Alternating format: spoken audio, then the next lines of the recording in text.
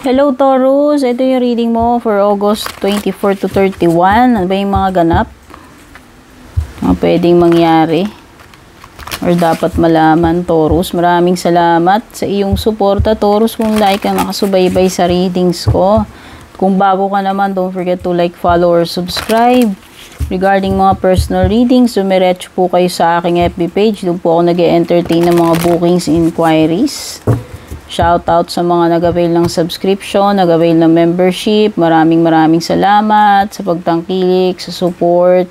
Yung names ninyo naka-flex either sa umpisahan or sa end nitong ating reading.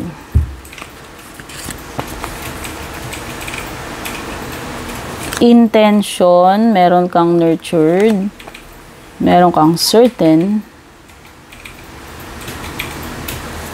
at saka divine.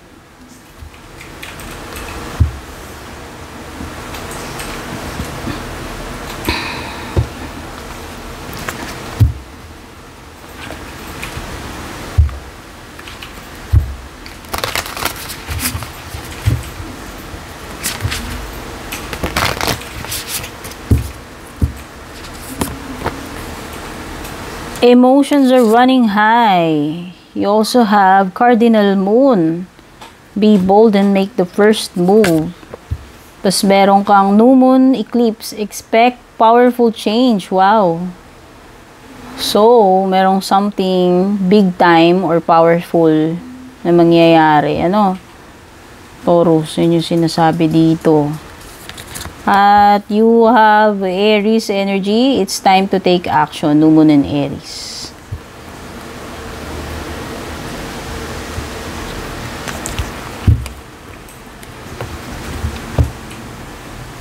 Okay. Kuha pa tayo ibang cards bago natin i-chika itong mga nakuha natin dito.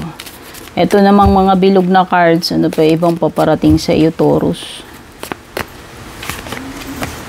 Unang-una, meron ka ritong bird perched, waiting for news, package, or letter. Then, meron kang a journey, physical or mental, carriage. Ewan ko, paano basahin yan. Fly.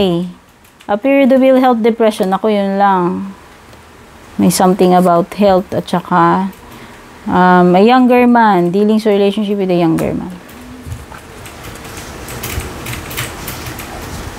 Siyempre, huhugot din tayo para sa iyong love life, ano? O bago natin pagkwentuhan itong mga cards mo, ilatag na muna natin.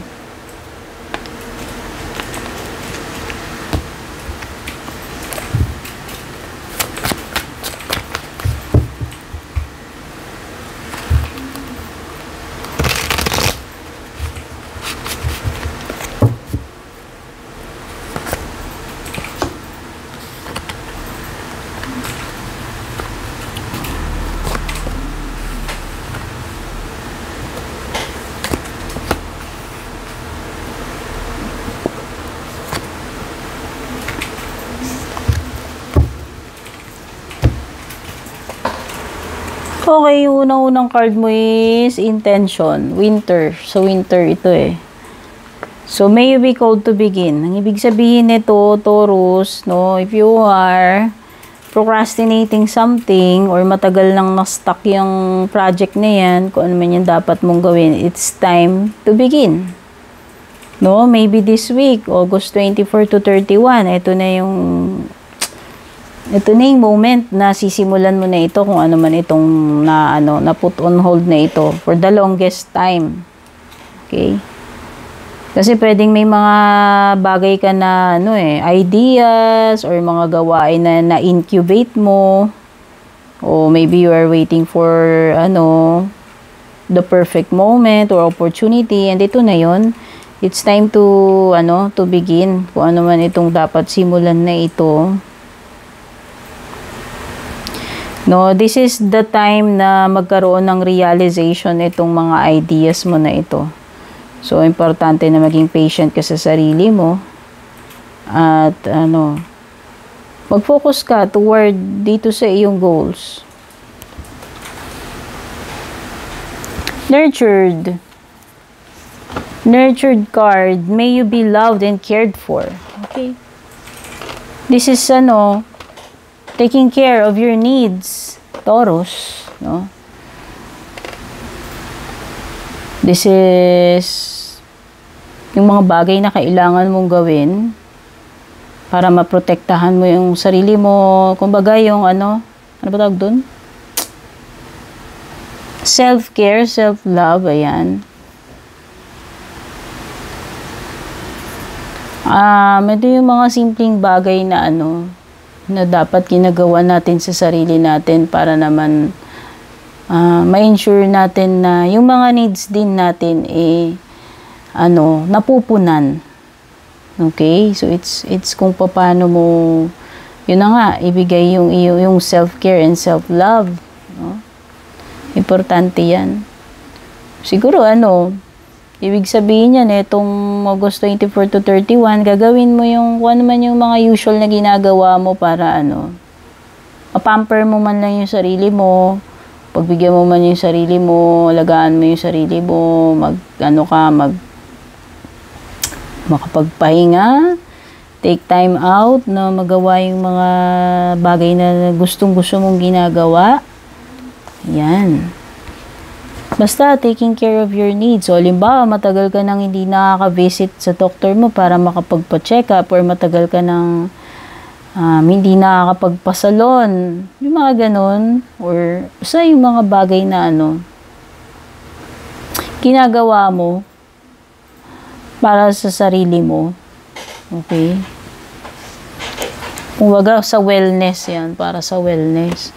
Certain, may you be sure of your ground.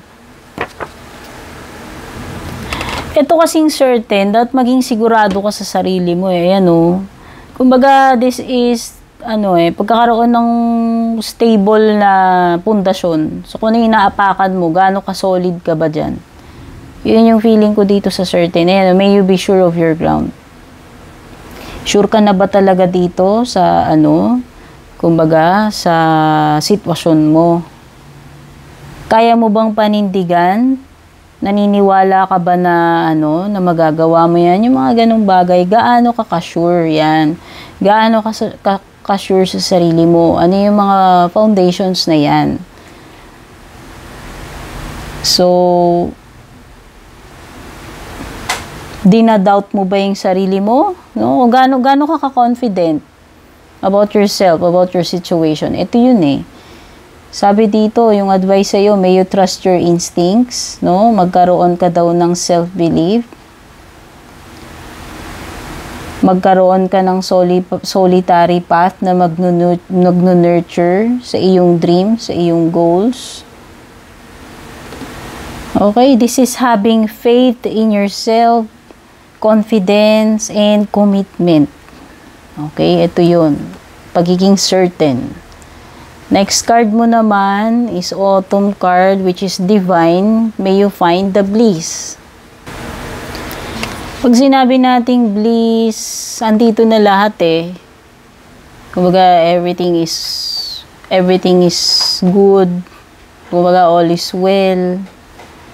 Dito yung period ng pagiging happy, pagiging fulfilled. So, may you be open to receive itong bliss na paparating sa iyo. Ang ganda, Taurus. So, mukhang may, may blessings na paparating sa iyo. Ayan. Kung ano man itong hinahanap mo, may you find it, Taurus. Itong something na makakapagbigay sa iyo ng happiness, ng contentment, fulfillment, no? Maaari mo yan matagpuan. Okay? Or may you be thankful for kung ano yung meron ka, yung mga blessings na meron ka or matatanggap mo.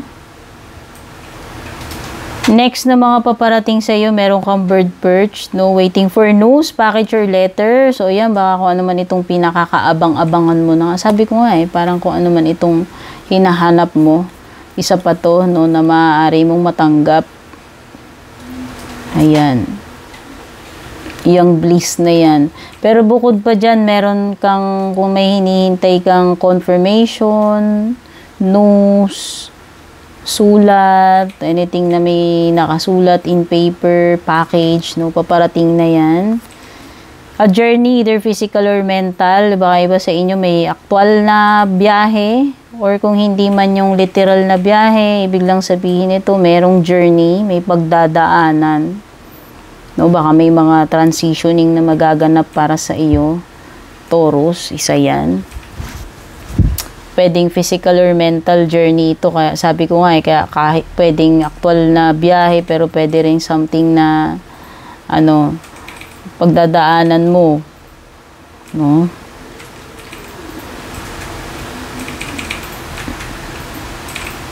Or transitioning. Yun na nga. Speaking of pagdadaanan, meron kasing lumitaw dito about mental dito sa iyong courage, no? Something na mental na pwede mong pagdaanan. And lumitaw itong period of ill health or depression. Baka yun yung tinutukoy niya na maaaring parating sa iyo. Baka magkaroon ka ng mga moments na makakaranas ka ng mga problems that will lead to depression. Kasi mental or depression So, yan, baka may mga difficult patches ka na pagdadaanan, na kailangan mong makapag-cope about depression. And, meron ditong younger man, walang sinabi kung romantic o hindi, pero merong dealings or relationship with a younger man, someone na mas bata sa iyo. Pagdating naman sa iyong love life,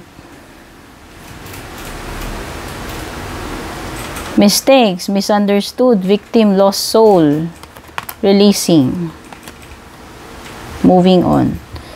Okay. Spying. Okay.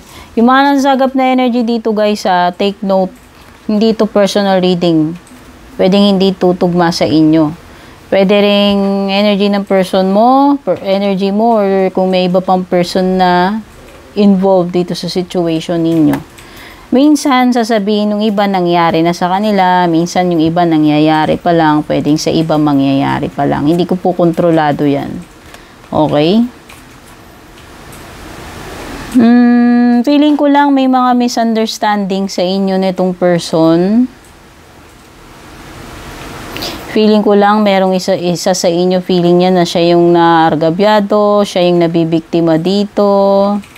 Pwedeng merong mga pagkakamali sa isa't isa, o kung sino man sa inyo yung nakagawa ng pagkakamali dito. Pero nakikita ko naman kasi na merong iba dito na pwedeng nakapag-move on na kayo, napatawad nyo na, or dapat nyo na lang sigurong bitiwan. May mga pagre-release na kailangan Okay? Whether this person nagawa ka niyang saktan, may karma dito. So, feeling ko lang, may payback time na. Nagawan ka man ng masakit na itong person na to, nakagawa siya ng pagkakamali sa'yo, yun na yung pagbabayaran niya rin. It's time to move on. It's time to let go. Feeling ko nga na biktima ka neto, ikaw yung naargabyado rito. Pero wag ka mag-alala, deal kasi andito naman na yung karma. Siguro naman, baka ito na yung evidence na nakikita mo na itong person na to, pwedeng this person got what he or she deserved kasi andito yung karma card And pwede nga eventually, pwede nga actually kumbaga, isinurrender nyo na yan. At meron ditong someone who is spying on you. Hindi ko alam kung itong person mo yun.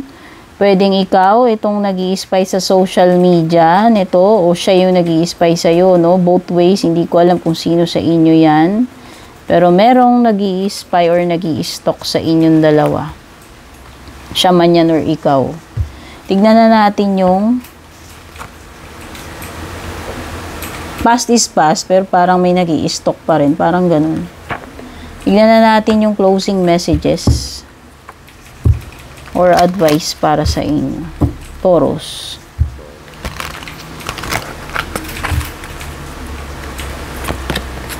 Compromise. If you believe Opportunity, wow! O, diba? May buhos, ang ganda. Mga may paparating sa inyo magagandang bagay or opportunity. At a big no. Yan, baka yung iba sa inyo, this is an indication na hindi nyo pa makukuha or wag, no? So, tignan muna natin. Okay, may mga bagay or sacrifices na kailangan kang gawin or compromise para lang makuha mo yung outcome na gusto mo dito, Taurus, no? Kumbaga, it will come with a price. Yun yung ibig sabihin, meron kang kailangan gawin, meron kailangan i-compromise para lang makuha mo yung outcome na gusto mo. Okay? So, this is you na dapat alam mo, very clear kung ano yung gusto mo. Okay? And kailangan mong i-assert, kailangan mong makipag-compromise tungkol dyan sa bagay na yan.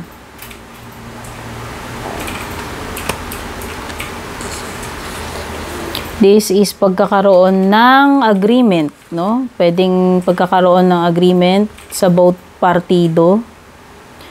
This is also pwedeng kailangan mong makisama, mag-adjust, maki-compromise, maki-cooperate. Yun nga, sabi ko nga kung yun yung gusto mong outcome na lumabas, no? So, may mga kailangan kang gawin, adjustments or sacrifices or compromises para makuha mo yung outcome na gusto mo. Pag lumilitaw itong if you believe, Taurus, ang ibig lang sabihin nito ay nakasalalay yan sa paniniwala mo sa faith mo. Hanggang saan ba yung faith mo tungkol dito sa bagay na to or situation? Okay? You can have what you desire, pero importante na naniniwala ka. No, having faith is important. So, ibig sabihin nito, stay positive, i-visualize mo yung outcome na you are hoping for, iset mo yung mga negativity or pessimism, yan, yung mga kontrabida na pag-iisip. At importante, yung law of attraction, na kung ano yung paniniwala mo, kung hanggang saan yung faith mo, yun yung limit ng kung ano yung pwede mong ma-receive, ma-achieve. Okay? So, as long as naniniwala ka, yun yung importante. Oh, ito yung ibig sabihin ng if you believe. So, ayan na nga, lumitaw yung opportunity. So, ibig lang sabihin, may mga paparating na opportunity or kung hindi man mga, at least may opportunity na paparating sa iyo, Taurus. So, ito ay magandang pagkakataon na alam mo yun, mag-grab mo yung opportunity na yan, ma-maximize mo yung full potential. And then, meron kang no, gaya nga ng sabi ko, pwedeng this is a warning, na wag muna, no, pwedeng wag muna, pwedeng wag, pwedeng hindi talaga, big no kasi eh. Pag sinabi nating big no, hindi talaga. So, yan, baka naman hindi talaga uubra, kung ano man yung gagawin mo or nasa isip mo. Okay, so ito yung mga nakuha kong energies dito sa reading mo. Sana makatulong sa iyo itong reading mo. Don't forget to leave a comment or like. Take care, babush.